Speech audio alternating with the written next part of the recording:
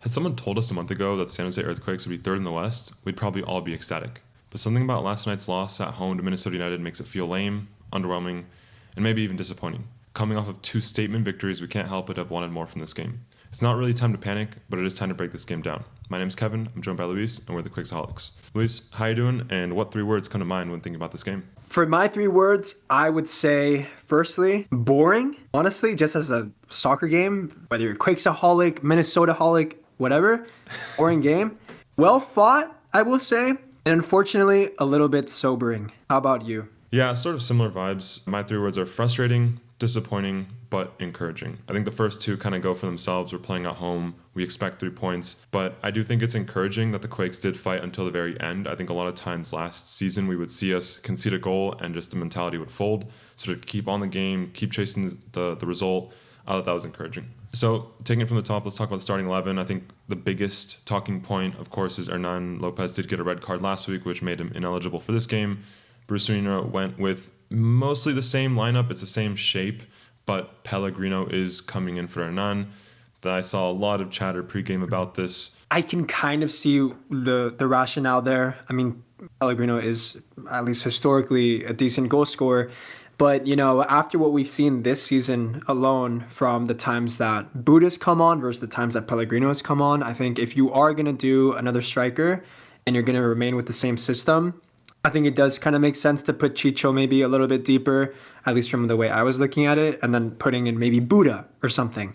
Or if you want to retain the shape and leave Chicho and Martinez where they are, I think I could also understand the shouts for Niko. Personally, I probably would have done the Buda choice. I think that would have been the best choice given off what we've seen this season. But yeah, we ended up seeing Pellegrino in the end, and yeah. I do think that this season Pellegrino is kind of inheriting that scapegoat throne from Yule. I feel like every time something goes bad, it's being blamed on Pellegrino. And I think for the most part, I do agree with people that when I see Pellegrino play, it's underwhelming, it's disappointing.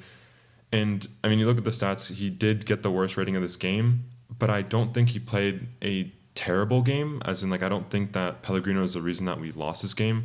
But I do agree with, if Buda has the hot hand, why wouldn't you just play Buda? And I mean, another option too is Marc-Anthony Kaye. I mean, with the way the game played out, it definitely seems like a better decision could have been made. Switching gears a bit to our opponent, Minnesota United, they're coming in with a formation that is actually pretty similar to ours. It was almost like a mirror game, both teams playing 5 defenders in the back. I think this is significant because it's the first time that the Quakes have had to go up against a team like this, especially with the new formation.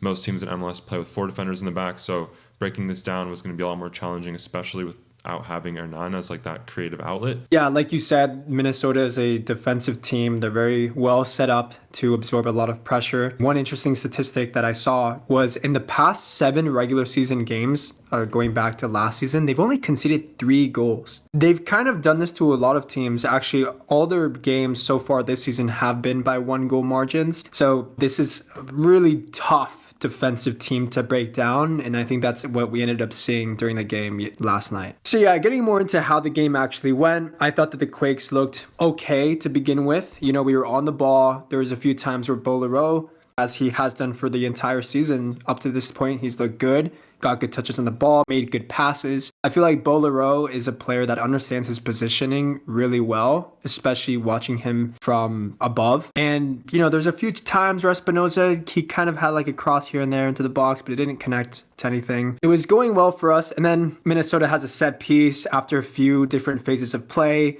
They get a ball into the box. Bruno Wilson doesn't clear, and they get I think some kind of an interesting cross. A good finish, I will say, from Yeboah. There's not really anything Daniel can do about it because it gets into his far post. Unfortunate. And then from there, I think that it was just all about Minnesota sitting back, absorbing pressure, doing what they planned here to do. I think that early goal kind of was the perfect thing to have happened for Minnesota in this match. Kind of set the tone for the game, feeling toothless and respect to the Earthquakes for a lot of it. Yeah, and I think this is part of the game that we really felt Hernan's absence. Starting with the heat map, you see that we're very left and right side heavy. And then when you look at where the passes are originating from, a lot of it is coming from the left and right side. None of our passes into the box are coming from the middle, which just signals that we are not playing through the middle of the field to create chances. Everything's going out to the wings. And this is something that we saw a lot last season with Espinosa playing as the right wing. But this season, it actually hasn't been that right or left side heavy. If we go back to the Kansas City game or the RSL game, we do see that there's a lot more balance, especially in the RSL game. It is a little bit skewed to the right side, but it isn't to the point where the middle is just like a complete non-factor. That really did have an impact on our inability to just break through the 5-man backline that Minnesota had. And it's not just the 5 back, it's also their midfield is really compressed. And so like this whole area in front of their box is just filled with their players, and that makes us have to rely even more on the wings. And it just doesn't feel like any of our crosses were connecting, whether it was like Pellegrino not being able to get to the ball or passes being sent into the box in areas where there's just no Earthquakes players around to receive it. Just something just wasn't clicking about the crosses, and without playing through the middle, it's not surprising that we weren't able to generate any real opportunities. Yeah, I agree with that. There's a lot of times we're just looking at the game and kind of seeing us in possession of the ball when Minnesota were kind of stuck in their own half. I felt like you would see just a ring of center backs, maybe Buda or Jamar Ricketts or someone on the left side, and then Espinosa on the right side. There just wouldn't be anyone like kind of in front of the area. I could kind of see the argument of, okay, well, we played 3 center backs. We had like a robust midfield. Isn't that what happened to Diego Luna when he came here? Didn't he just get clogged up? Yes, that's true. And would that have happened to Hernan? Possibly, especially given the fact that he dribbles a lot. But at the very least, it offers a threat, and it's another person, and it's another option that Minnesota has to look out for. Because even if Hernan is, kind of there and he's getting a lot of attention around him, that kind of, at least momentarily, make Minnesota put attention on somebody in that area that then opens up some space out on the wings. The wing play, it makes sense that we kind of resorted to that, but that is kind of like a glaring hole that we had. And is that a personnel issue? I think that's like, a discussion maybe we can talk about a bit more. But another thing too is there aren't that many left-footed natural crossers on this team. I think that Victor Costa, from what we've seen last season, isn't the best crosser of the ball. We had a Sonny Buda out there. There's a few times where he kind of cut onto his right, but maybe that slows down the play a little bit to try to get it on his favorite right foot. And yeah, overall, there just wasn't many clear-cut chances that the Earthquakes had. Had Hernan played, I don't think the difference would have been in his dribbling. I think if Hernan tried to dribble through all those players, we'd have twice the amount of turnovers. But I do think Hernan has a lot of technical ability with doing quick passes, and he's really good at finding players when he does decide to make passes. So that's what I'm saying, where having Hernan would have helped a lot. But I agree. If he tried dribbling through this, it would have been a disaster. Yeah, the only reason why I made the point of him dribbling is just because we know he has a tendency to keep onto the ball a little longer than he should. Yeah, and then to your point about the left-footed crossers, I think we also saw this a lot on the corners. We saw Espinosa taking both sides of the corner kicks, and in the last 2 games, we saw a lot of whenever there's a corner, we just pile as many players as we can on the goalie. You've brought this up in the last 2 videos, but we didn't see that in this game when Espinosa was taking corners from the right side, because he can't get that angle into the box, and so everyone's kind of spreading out further in the box, and it makes it hard again when there's just so many players in the area to get a header. It also does impact us on the corners, is what I'm trying to say. Also, I think another really big thing to touch on is Daniel Daniel definitely had the best performance out of anyone on the Quakes. There were, I think, 5 saves, 2 or 3 of them being massive, basically one-on-one opportunities for Minnesota that really kept us in this game. I kind of sung his praises early in the video, but I do think Bolero is a player that I feel more comfortable with going into the game. I watched this match on TV, and one interesting thing that the broadcaster said was Bolero actually led the league in interceptions per 90 before the game had started. I didn't really consider him that kind of player. I thought of him more, you think of him more what he can offer you on the ball. But I do think that it's interesting as well that he does have like a defensive instinct in that as well. And yeah, like you said, Danielle, fantastic. And yeah, this was a 1-0 loss, but honestly, if it wasn't for Danielle, this could have been 2 or 3.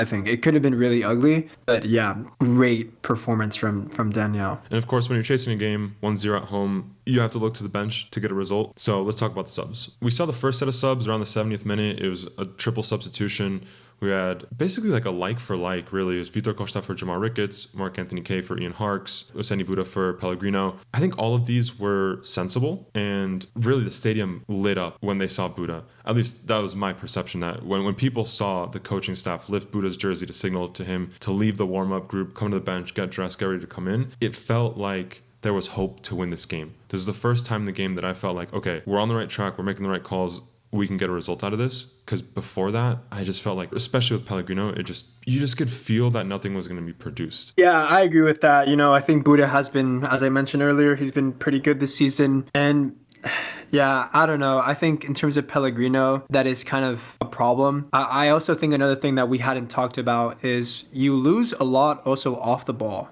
when you don't have Hernan that Pellegrino doesn't offer you in pressing, right? Hernan, it's one of the first things we noticed when he came to this team is Hernan doesn't shy away from pressing, whereas Pellegrino, being his age profile, being past, into his mid-30s now, you're not going to expect him to chase after balls. And I think that was another aspect as to why Pellegrino just wasn't good. And yeah, in the chances that he had, he just didn't really take them, and he didn't make himself threatening in any way. And so we played with that set up for like 10 minutes or so. It looked better, but we still needed more. That was the moment in the game where the Quakes became really dominant in terms of possession, but it was more of the let's just send in crosses, hope it gets to someone, and it wasn't really getting us anywhere. And so that's why I said it's possession dominant, but it wasn't truly imposing ourselves into the game. So around the 80th minute, we make a sub. This one was actually a tactical change. We bring in Preston Judd for Bo, basically piling in more bodies into the box, which makes sense because when there's so many defenders, like we just need numbers to receive those crosses. The sub that I didn't like, or the one that at least initially didn't make sense to me, was Niko coming in around the 90th minute. That one was actually scheduled to come in a little bit before, but because we had momentum with the set pieces, the corners, I think they were trying to wait for all that to kind of play out and take advantage of Rodriguez's height to try to get on the ball. But then that made Niko come in around like the 92nd minute. And at that point, it is a good tactical shift to switch from 5 defenders to 4 defenders because we're, again, so dominant in possession. We're so high up the field. But it just felt too late. And I think that's kind of how I feel about all of these subs in hindsight, that all of these subs felt like they were 5 to 10 minutes too late. A lot of them were the correct decisions to make, but it was just too late. Yeah, I agree with you. Niko, he's one player too that maybe he's not like an Hernan type in terms of, being that number 10 for us, but he does like to make connections with players. And I think that having him on the field would have probably helped try to kind of open up how sturdy and robustly Minnesota's defensive shape was. And yeah, to put him on at the very end, I mean, did he even get a touch on the ball? It just kind of felt like a waste. And like you said, just putting on Preston Judd, it makes sense because we're getting crosses in, but at the same time, it is kind of also more of the same. And we don't need to have 3 center backs on the field when we're chasing the game, especially when they have so many players defending their area. There's even an argument to be made, if you're kind of worried about having players back to kind of, make those passes into the wingers or whatever, you could even send a center back up and even have Danielle come up if you need to make some passes. I think that we could have done more and to pile on a bit more pressure. We did have that momentum, but that's also what Minnesota are gonna do, right? They're just trying to grind out the victory. So that kind of quote unquote dominance in those final minutes were a little bit deceiving, and it's kind of what was always going to happen given the state of the game and the fact that Minnesota were just wanted to hang on. It was exactly what they wanted, is my point. So yeah, I think that Niko made sense, but it was very late, as you say. And yeah, I also don't, I think this doesn't really, if you're like a fan of Niko, there was talk in the preseason about whether Niko could step up to fill Ewell's shoes.